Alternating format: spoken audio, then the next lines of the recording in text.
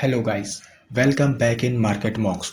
दोस्तों, अगर आपने अभी तक चैनल को सब्सक्राइब नहीं किया है तो तुरंत कर लें, जिससे आपको हमारे चैनल के सभी अपडेट्स तुरंत मिल जाएं और आप मार्केट में अप टू डेट रहें। So let's begin another informative video.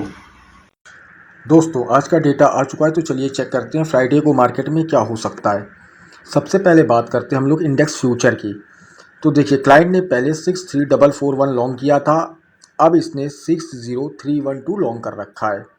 डीआईस की अगर बात करते हैं तो डीआईस ने पहले शॉर्ट सेल बनाया था फ्यूचर्स पे -25326 और अभी भी इनके पास -22058 क्वांटिटी होल्ड है। एफआईस की अगर बात करते हैं तो एफआईस ने पहले -20848 क्वांटिटी होल्ड करी थी, अब इनके पास -57279 क्वांटिटी होल्ड है। प्रोस की अगर बात करते हैं तो प्रोस ने पहले शॉर्ट सेल किया था -17267, अब इनके पास लॉन्ग आ गया है 19025 का। कॉल की अगर बात करें तो क्लाइंट ने पहले कॉल पे बुलिश होके काम किया था 174190 क्वांटिटी के साथ, अब इसके पास 80176 क्वांटिटी होल्ड है। डीआईस ने एज यूजुअल कोई काम नहीं किया है कॉल साइड पे। एफआईस की अगर बात करते हो तो एफआईस ने पहले कॉल पे 135789 क्वांटिटी होल्ड किया था, अब इसके पास है 16661662। प्रोस की अगर बात करते हैं तो प्रोस ने पहले कॉल पे -309980 क्वांटिटी शॉर्ट सेल करी थी, अब इनके पास शॉर्ट सेल में है -246839। पुट की अगर बात करते हैं तो पुट पे ही डेटा इंटरेस्टिंग था पहले भी और आज भी इंटरेस्टिंग हुआ है। क्लाइंट की अगर बात करते हैं तो क्लाइंट ने पहले करीबन 3 लाख के आसपास का पुट शॉर्ट सेल कर रखा था, लेकिन क्लाइंट जो है भैया ये सुनने को तैयार नहीं है। ये ट्रैप हो चुके हैं और भी ज़्यादा ट्रैप होंगे। अब तो इन्होंने बिल्कुल हद मचा के धर दी है। अब तो इन्होंने करीबन करीबन 5.5 लाख क्वांटिटी शॉर्ट सेल कर दी है, यानी कि अब ये कितना मार्केट गिरवाएंगे कोई भरोसा नहीं है, क्योंकि अब ये पूरी तरीके से ट्रैप है और इस ट्रैपिंग का स्मार्ट मनी जम के फ़ायदा उठाएगा। अब डीआईस को देख लेते हैं। डीआईस ने पुट पे पहले लॉन्ग किया था 147851 और अब इनके पास 107578 क्वांटिटी लॉन्ग है। एफआईस ने पहले पुट पे 335734 लॉन्ग किया था, अब इनके पास 370475 क्वांटिटी लॉन्ग है। प्रोस ने पहले पुट पे शॉर्ट सेल किया था -160684, अब इनके पास तकरीबन तकरीबन 92351 क्वांटिटी लॉन्ग पे आ गया है। तो मोटा मोटा अगर नेट पोजीशन की बात करी जाए तो क्लाइंट अपना बुलिश है 710893 क्वांटिटी के साथ, डीआईस बियरिश है -129636 के साथ, एफआईस भी बियरिश है -261092 क्वांटिटी के साथ, प्रोस भी बियरिश है -320165 के साथ। तो उम्मीद तो ये थी कि क्लाइंट आज पोजीशनें बुक कर देगा और चीज़ों को थोड़ा सा बुलिश साइड से बियरिश साइड पे बैठेगा, तो मार्केट को उम्मीद थी थोड़ा ऊपर जाने की, जिससे कि स्मार्ट मनी इनको ना ट्रैप कर पाता या एफआईस अलग डायरेक्शन में बैठ जाते, बियरिश हो जाते या प्रोस बुलिश हो जाते, कुछ ऐसा होता। लेकिन ऐसा कुछ भी होता नज़र नहीं आया। इस हफ्ते भी ट्रेंड इन्होंने सेट कर दिया है कि क्लाइंट को फिर से फंसा लिया है।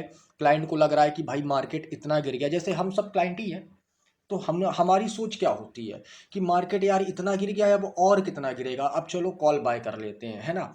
तो वही चीज़ क्लाइंट के साथ हुई है। क्लाइंट ने ऑलरेडी मनी लूज किया है तो उसको लगा कि भाई अब इतना मार्केट गिर गया है, अब और कितना गिरेगा। तो उसने क्या किया है, आज की पोजीशनें या तो बुक करी हैं या उसने कैरी फॉरवर्ड करी हैं, और भी ज़्यादा इसने पुट पे शॉर्ट सेलिंग कर दी है। अच्छा, पुट पे देखिए बाई नहीं है इनका, इनका पुट पे शॉर्ट सेल है।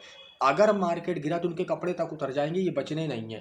क्योंकि अगर बाई किया होता तो सपोज दैट कि जितना रुपया लगाया है भाई उतने का रिस्क है, लेकिन शॉर्ट सेल पे तो रिस्क इनका लिमिटेड हो गया, है ना। अगर मार्केट साइडवेज होता है फ्राइडे के दिन तब तो इनके थोड़ा बहुत बचेंगे ये, लेकिन अगर फ्राइडे को एक बड़ी गिरावट दिखती है, देखिए आपने ज़्यादातर देखा होगा मार्केट में, अगर आपको 2-3 साल काम करते हो गया होगा, तो जब भी कोई बड़ा फॉल आता है तो वो हमेशा फ्राइडे के दिन आता है। तो कल का दिन हो सकता है कि एक बड़ा फॉल मार्केट दिखा दे, क्योंकि जो अपना लेवल था 19,500 उसी के आसपास मार्केट आ गया है। तो हो सकता है क्लाइंट आज जो पोजीशनें बना के गया है वो फ्राइडे को होल्ड ही ना कर पाए और भी एक बड़ा फॉल दिखे उसको और उसको अपनी पोजीशनें काटनी पड़े, तो हो सकता है फिर मंडे को हमें एक रिवर्सल देखने को मिले। लेकिन कल तो पॉसिबिलिटी कोई भी नहीं है कि हमें कोई भी बुलिश सिनेरियो देखने को मिलेगा, डेटा यही कह रहा है। तो एक बार निफ्टी और बैंक निफ्टी का ऑप्शन डेटा भी चेक कर लेते हैं।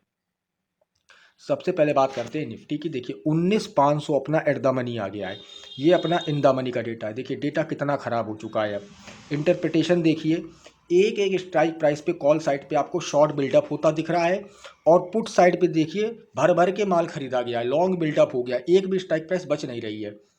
सपोर्ट और रेजिस्टेंस चेक कर लेते हैं ओआई के माध्यम से। देखिए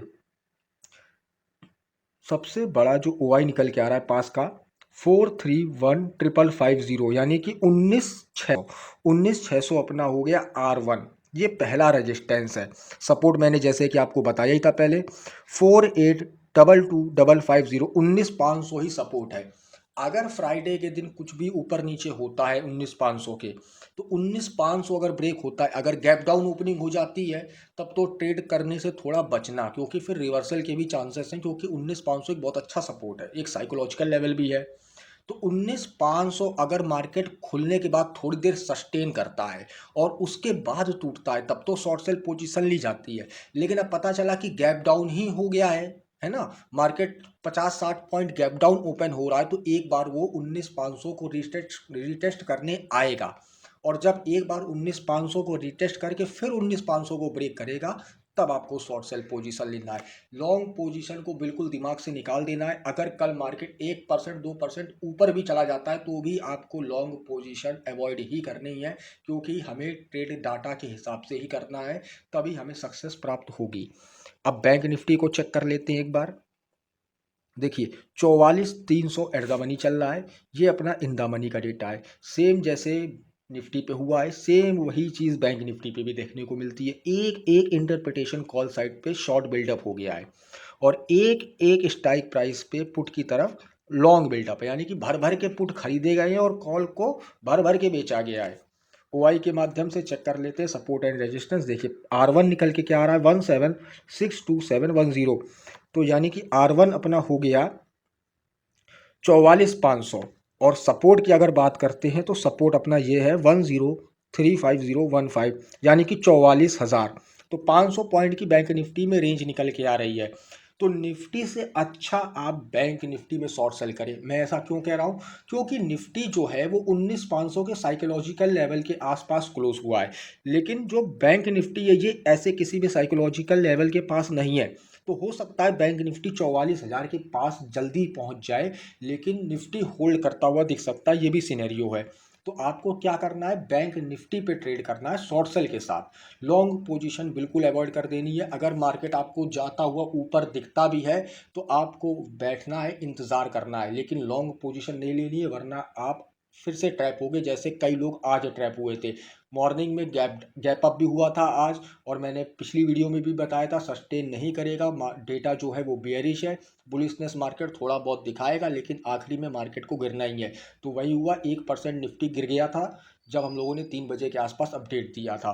तो वही चीज़ कल भी देखने को मिलेगी। हो सकता है मार्केट दिखा दे कि थोड़ा बुलिशनेस है, तो आइए आइए खरीद लीजिए, कॉल खरीद लीजिए, लेकिन आपको फंसना नहीं है। देखिए डेटा का अगर आप एनालिसिस कर रहे हैं, तो उसको अपने ट्रेड में भी लेके आइए, तभी तो डेटा को एनालिसिस करने का फ़ायदा है, वरना फ़ायदा क्या है। और कुछ लोग क्या होता है, वीडियो को थोड़ा सा देखेंगे, हाँ मैं समझ गया मैं समझ गया, और पूरा नहीं देखते कि क्या बता रहा हूँ क्या हो रहा है, फिर बाद में बोलेंगे सर आपने तो ऐसा बोला था, सर ऐसा हो गया। तो पूरा वीडियो को देखिए, जो मैं बता रहा हूँ उस चीज़ को आप वॉच करिए कि हाँ ऐसा होता भी है कि नहीं होता। ब्लाइंडली फॉलो नहीं करना है। अगर ऐसा होता मार्केट में दिखता है, तो आपको उसी तरीके से चीज़ों को अडॉप्ट करना है कि हाँ पर डे वीडियोस आती हैं, उनको देखो, मार्केट में किस तरीके से उन चीज़ों का असर हो रहा है, उन चीज़ों को वॉच करो, फिर अपनी ट्रेडिंग जो स्टाइल है आपकी उसमें उसको ढालो, तो आपका सक्सेस रेशियो बढ़ जाएगा। इस तरीके से आपको काम करना है। तो धन्यवाद गाइस, होपफुली मैं डेटा समझाने में कामयाब हुआ हूँगा। वीडियो अच्छा लगा हो लाइक करिएगा, कोई डाउट हो कमेंट सेक्शन में पूछिएगा। धन्यवाद।